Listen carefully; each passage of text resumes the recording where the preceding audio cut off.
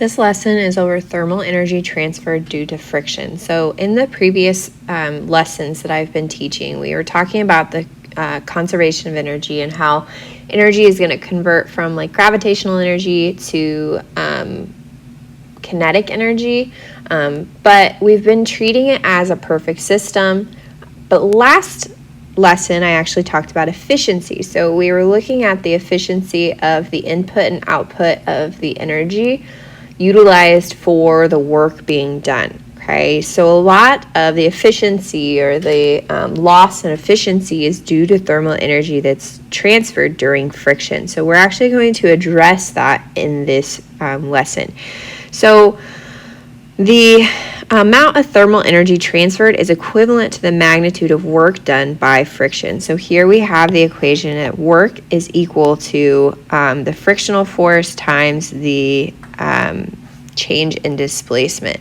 So just as a reminder, the force of friction is equal to mu, which is the coefficient of friction, times F of N. So we will have to find F of N in our problem in order to calculate force of friction, to plug into our equation to find the energy or the work that is changed. Okay, remember that work and energy, change in energy, are the same thing. So if we're looking at thermal energy, the change in thermal energy, we will have this equation, okay? For work, it's always going to be a negative value because the work of the friction is always going to be in the opposite direction of displacement. But for the thermal energy change, you'll notice that they take the absolute value because this value is going to be positive because it's the amount of energy that's being released as thermal energy, okay? And so notice too that they use TH as the subscript for our change in energy, and that's because if we were just to do change of energy of T, that is a common total energy, so we use TH for thermal energy. So moving on to this first practice problem. It says a 52 kilogram skier descends a ski hill, which they give us the height is 43.5, with an initial speed of 0.34 meters per second. The coefficient of kinetic friction between her skis and the snow is 0.09. Determine the skier's speed at the bottom of the hill if theta is 17 degrees. Okay, so first I'm just going to label this little diagram that they gave us, what I'm expected to have at the top of my hill and what I'm expected to have at the bottom of the hill. So at my top of my hill, I will have gravitational energy. Okay, so this will be my initial gravitational energy. Plus, I will also have kinetic energy because it does say that she's already moving with an initial speed of 0.34 meters per second. Okay, so that's what I expect at the top of the hill. Once I get to the bottom of the hill, I've lost all of my gravitational potential energy. It's been converted into kinetic energy, so my final kinetic energy, and then also I'm going to calculate what my energy due to friction. Okay, so my thermal energy that's being produced at height of 0. Okay, so they told us this height was 43.5 meters. They gave us theta as 17 degrees. Okay, this is our delta D, okay, our displacement. In order to find that, because this is a right triangle, we can use our sine-cosine laws. So we have from the angle theta, we have the opposite side and we have the hypotenuse. So we can use sine. So sine of our 17 degrees equals our opposite, which is 43.5, divided by our delta D. So if I calculate that, I will get that delta D is equal to 45.49 meters. Okay. Remember too, we need to find F of N in order to figure out the force of friction. So if I have my person,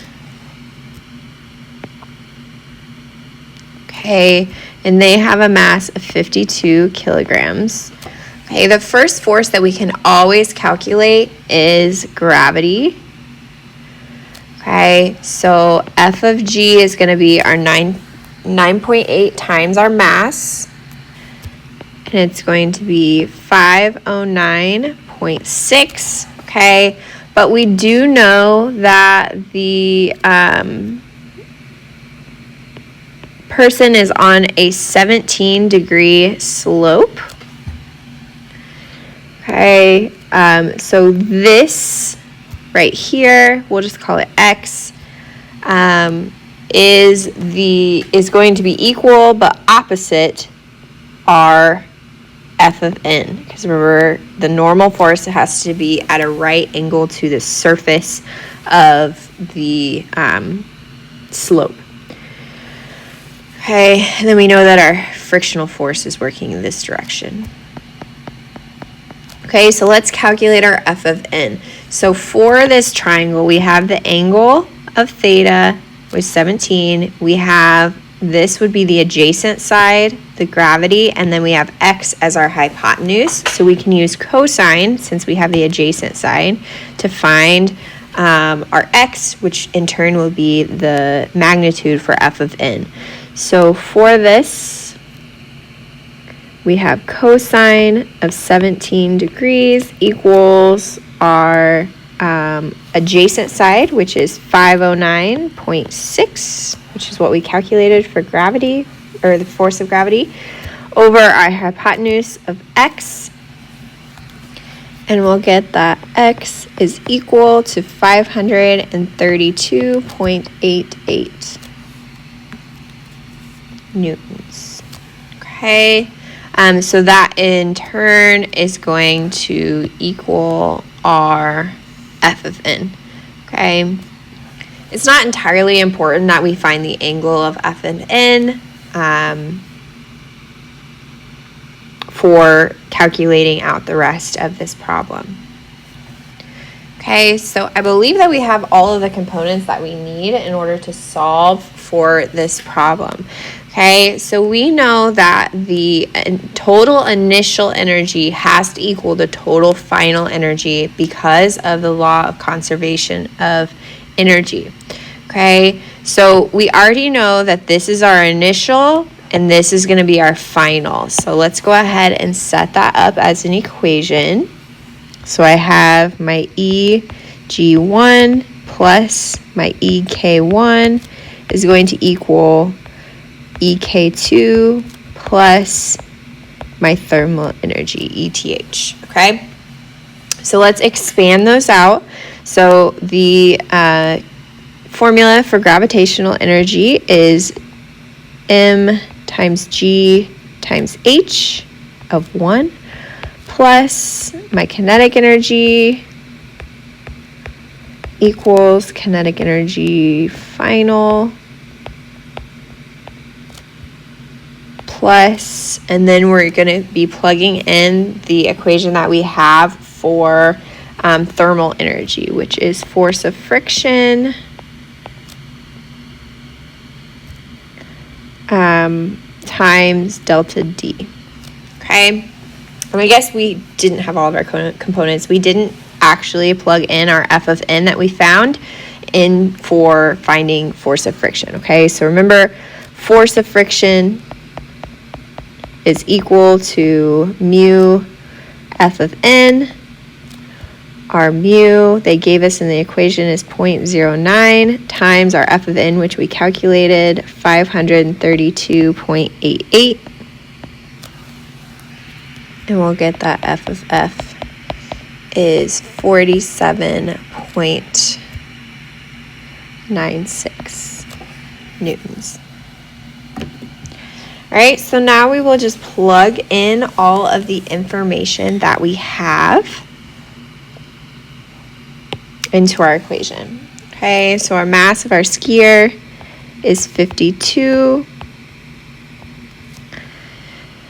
gravity is 9.8.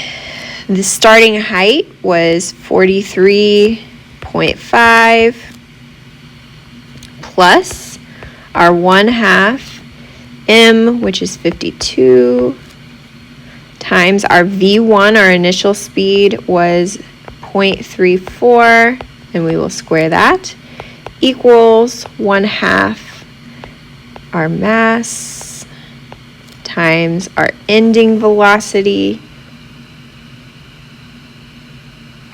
which is what we're trying to find. I forgot. v2 squared plus our force of friction, which we calculated, is 47.96, times our delta D, which we also calculated here to be 45.49. Okay, so now we will just multiply all out and then solve for V2. And we'll get that V2 is equal to 27.73 meters per second. So for your homework on this, you do not have to do question number 1.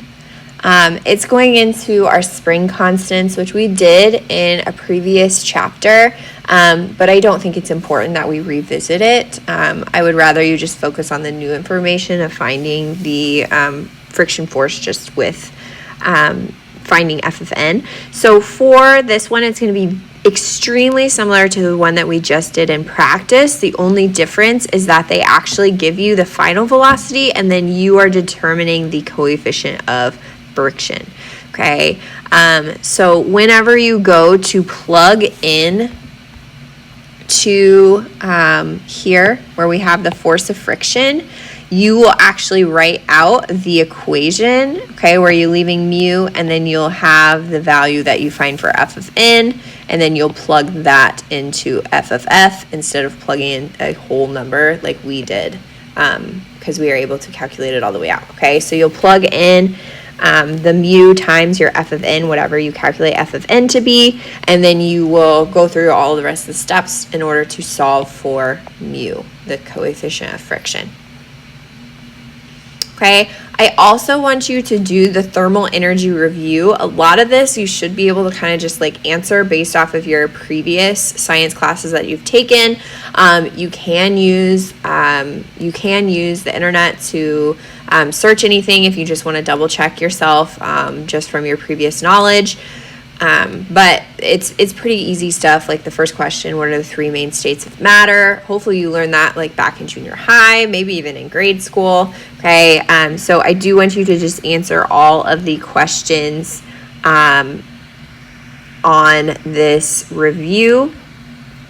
Okay, and then the transfer of thermal energy will be the last lesson that we will cover in this chapter. And so if you are going to be in class all next week, we will have like a review and then the test.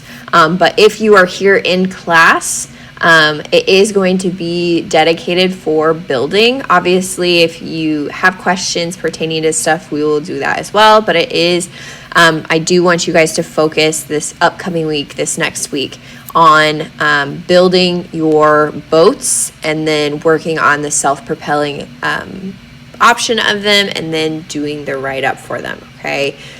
So if you have not started to even think about your build project, please take the time to at least kind of get a plan in place. Start gathering materials. Like I said, you can build it out of anything. It doesn't matter as long as it floats and as long as it can self-propel at least 5 meters or 1/2 of a meter relatively straight.